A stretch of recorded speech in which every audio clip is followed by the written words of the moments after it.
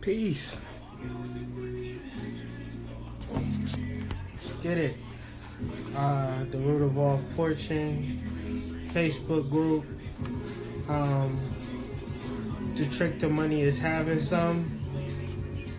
Chapter 1 by Stuart Wilde.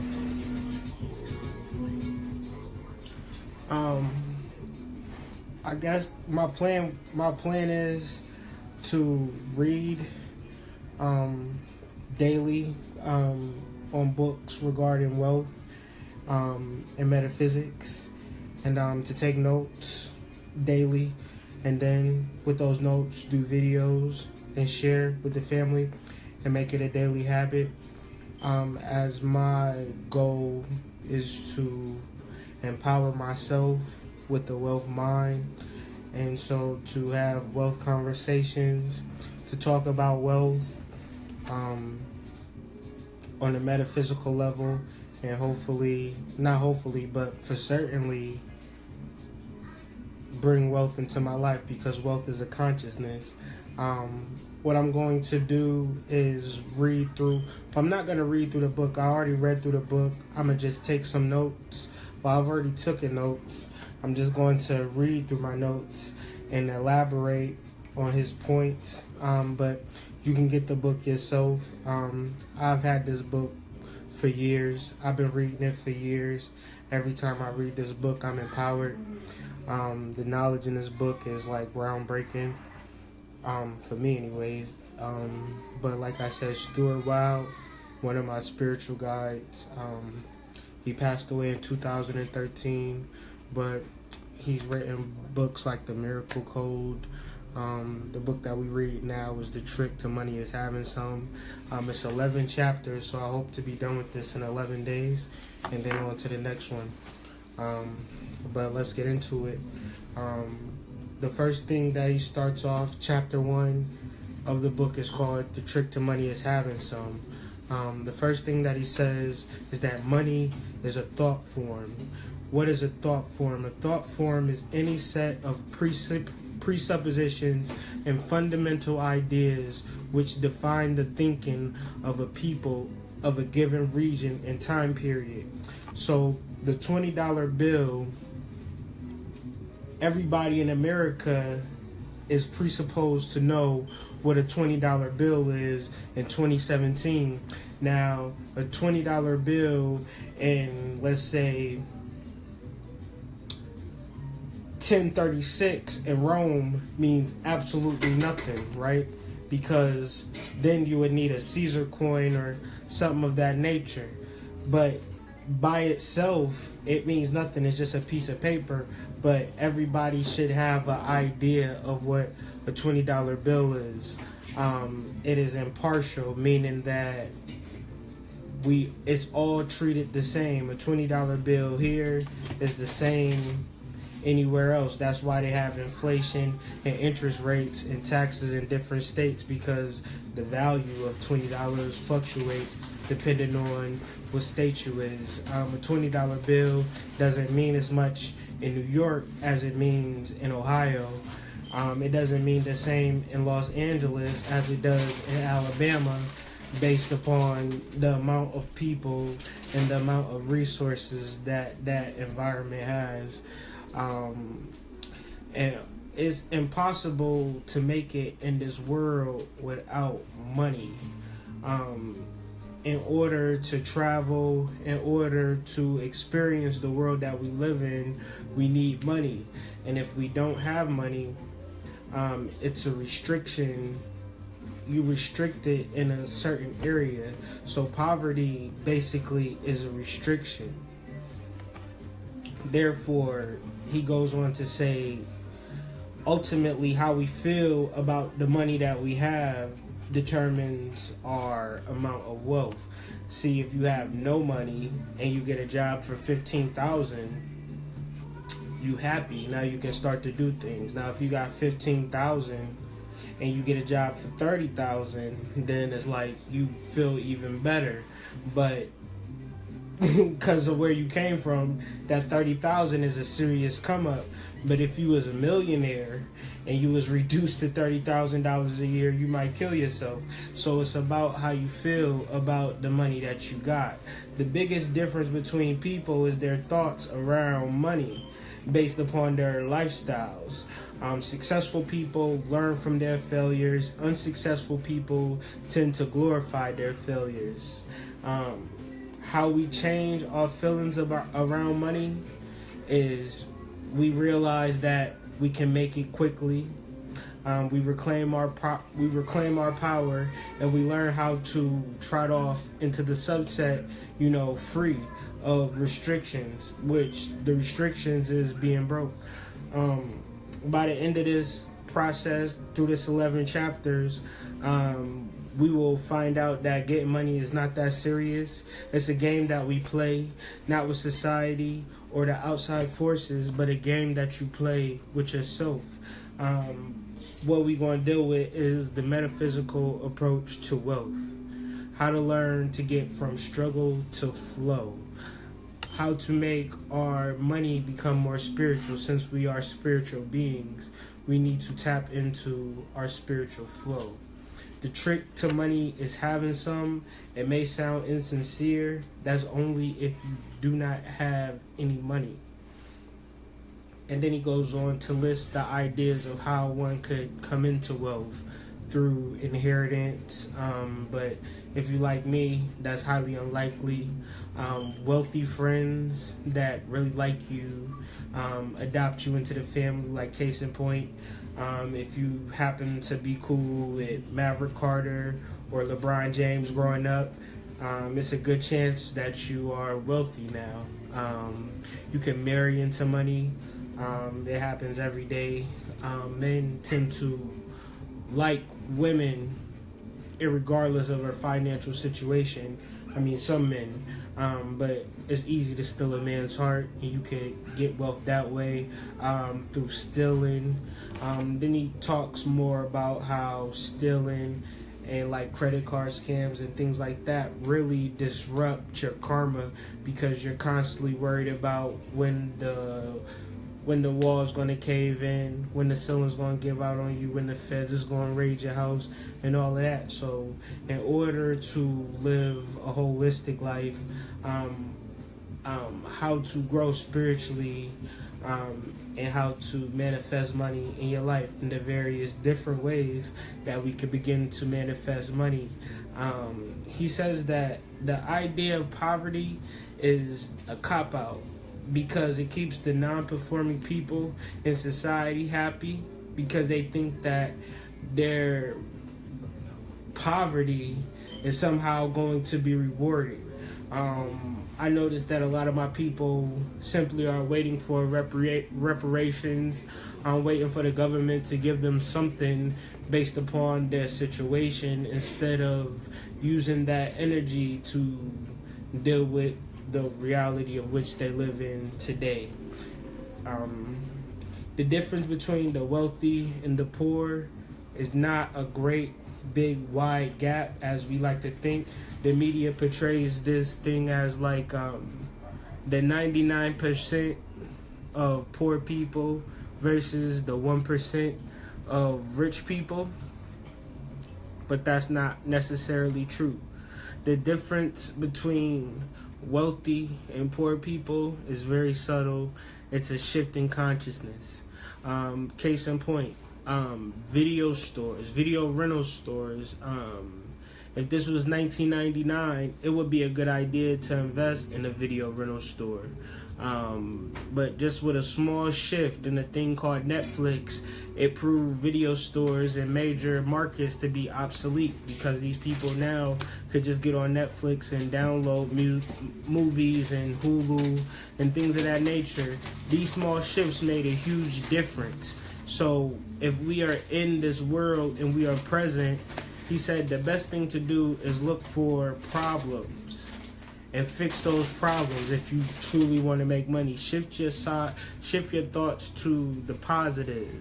step up and begin to collect money on a daily basis, because the reality is that every day hundreds of millions of dollars are created daily that was not there the previous day. So are you connected to this wealth, or are you disconnected from that wealth? And that's a mental question. If you are disconnected from the wealth, that's your own mind saying that. Just if you're saying that you are connected to the wealth, that's your own mind saying that. I'm making the choice to say that I'm connected to this wealth, and I'm going to manifest it daily, which I do. And I'm very satisfied and happy of where my life is going daily. And every day I'm making strides and putting energy into manifesting a life greater than what I'm living now. So I'm happy with that.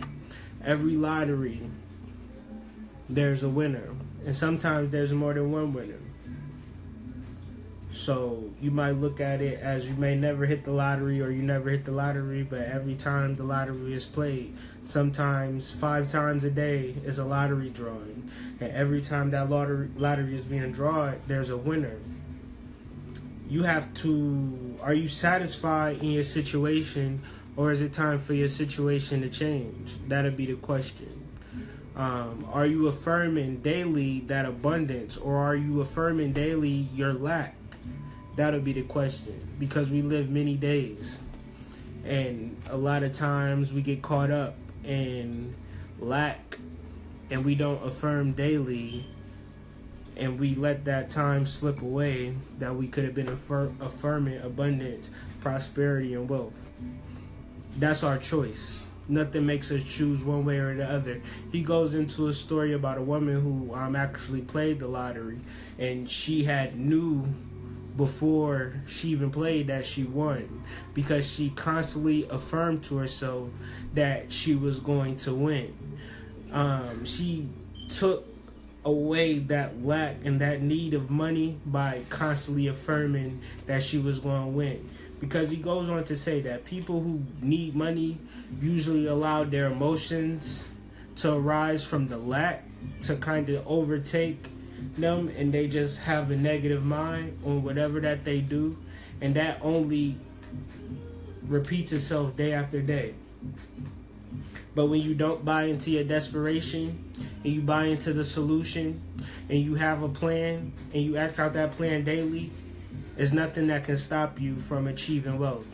And so that's what I'm basically trying to do with this group and with these videos, is to make something daily. Whether people watch it or not, I guess it's more or less to just be mindful of wealth, just extreme about it daily, and persistent about it. Because sometimes we can get intellectually behind the idea of being rich. We really want to be rich, but daily we drop the ball. And if we do that daily, our subconscious mind learns through repetition, through daily repetition of a certain idea. Like say for instance basketball. If we wanted to be proficient in basketball, we would have to practice every single day.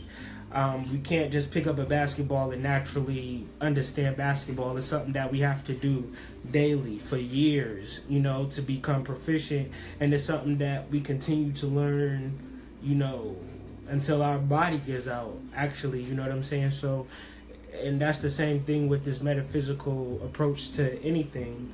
Anything that you're trying to master on a metaphysical level has to be done through repetition. So that's what we're trying to do here. It's this thing that Carl Jung describes as the collective unconscious, and that is all information that we all have access through deep meditation and inner knowing and inner intuition, and going within and finding the answers. Now we can go within and find our next wealth, our next money-making opportunity. And we can start our day like that, and then throughout the day following our intuition, following our hunches, because it's been so many times in my life where I've had hunches that I didn't follow, that I ended up kicking myself. And that is part of the collective unconscious. That's a part of learning. So, moving forward, we need to follow these hunches even though we're wrong, because we're programming ourselves that our actions bring about our wealth. And we're going to get into that as, we go on with this series. Why most people lose because they feel that they don't have enough money, and these emotions serve to separate us from the money that we do have. So we all have resources and finances coming in, but we don't truly value that money. We always want more, and that keeps us in a perpetual state of lack. What we need to start to do is to take our money and use it to empower ourselves, and use it to create other opportunities to make even more money. And instead of waste, or instead of not investing in yourself or creating products or developing services, because we all have talents and we all have to exploit those talents, and really build up our energy to get people to come into our aura. And then once those people start to come into our aura, we have a service or a product that we can sell them that can help them. So speak to your intuition at night and in the morning. Ask it to guide you to be at the right places at the right time, to receive wealth, to receive information, the right ideas to manifest money, prosperity, and abundance, because money is only energy.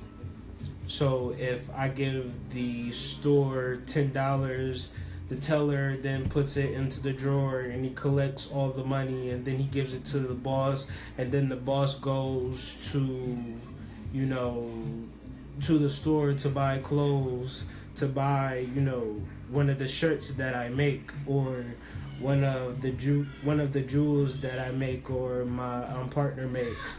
I'm now the source. I now have a product for money to come to. So with that being said, always have something to charge people, whether you be a psychic, whether you make jewelry, whether you do hair, whether you paint on shoes, whether you're an artist, whether you can sing, whether you make beats, whether you're a carpenter, whether you edit videos, whether you know how to code.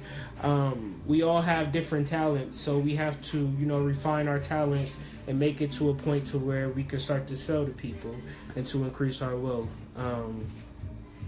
When we agree with our inner self to accept that money is universal law, and we want to make that dramatic change in our conscious, and basically saying that it's okay to receive money all the time.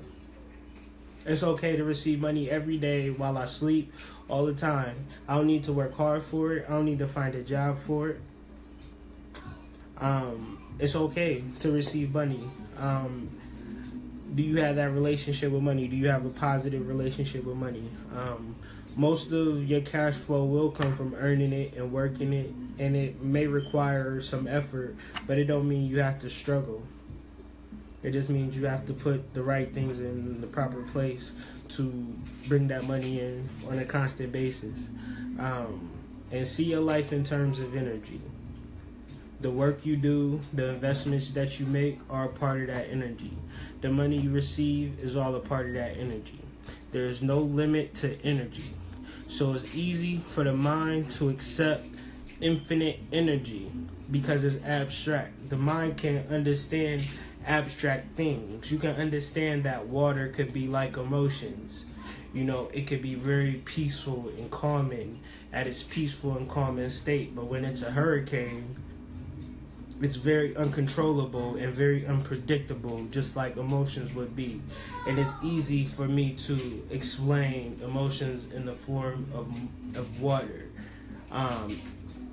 passion in the form of fire, material in the form of earth, thoughts in the form of air.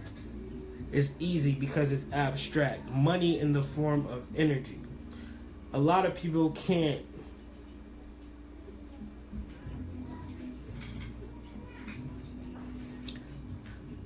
conceptualize $1 billion, but you can conceptualize unlimited energy like the air that surrounds the world.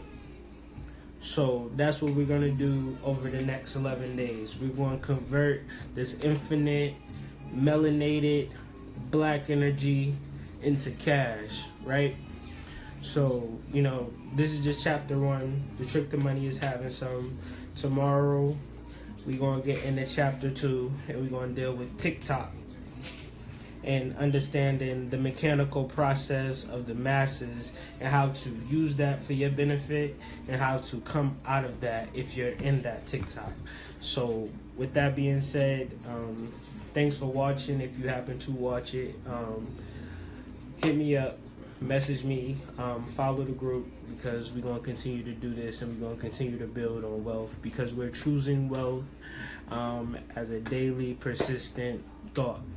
You understand? Whether you got $2, whether you got $2,000, whether you got $2 million, we still choosing wealth, and we still gonna do it. So, with that being said, I'm signing out. Peace.